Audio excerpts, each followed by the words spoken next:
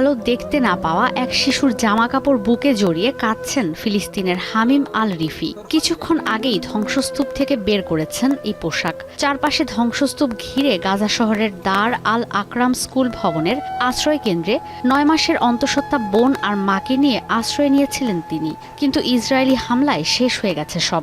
কোথায় আশ্রয় নেবেন জানা নেই তার। فجأة قاعد بأمان الله تحس حالك عايش في أهوال يوم القيامة، يعني مشاهد مخيفة جدا. أنت هي شايف الدمار، المدرسة كلها نزلوها بالكامل.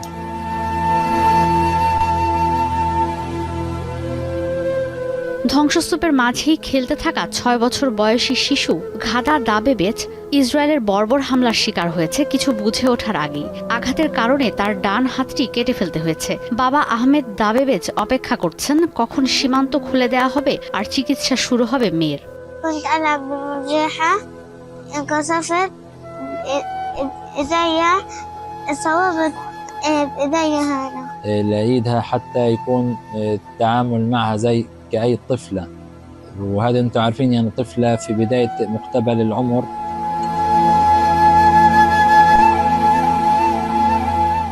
শিশুদের জন্য এভাবেই গাজাকে পুরোপুরি নরকে পরিণত করেছে ইসরায়েল, যারা হয়তো জানেও না ঠিক কী কারণে তাদের পৃথিবীর বুক থেকে নিশ্চিহ্ন করে দিতে উঠে পড়ে লেগেছে ইসরায়েলি বাহিনী।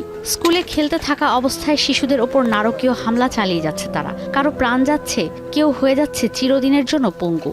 যেন গোটা প্রজন্মকে নিশ্চিহ্ন করে দিতেই উপত্যকায় নতুন উদ্যমে আগ্রাসন শুরু করেছে আইডিএফ।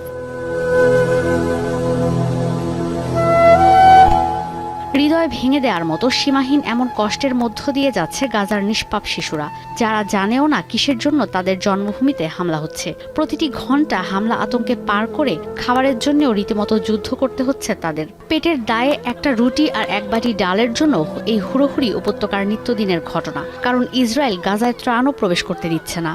ما ضلش شيء، اخذوا البيوت، اخذوا الامان، اخذوا الصحه، اخذوا السلام، حتى الاكل اطفالنا مش قادرين ياكلوه، شربة الميه نظيفه مش قادرين نشربها. زي ما انتم شايفين هاي الناس، حتى في ناس اخذت وناس مش طالعين لها، اعداد كبيره بتيجي على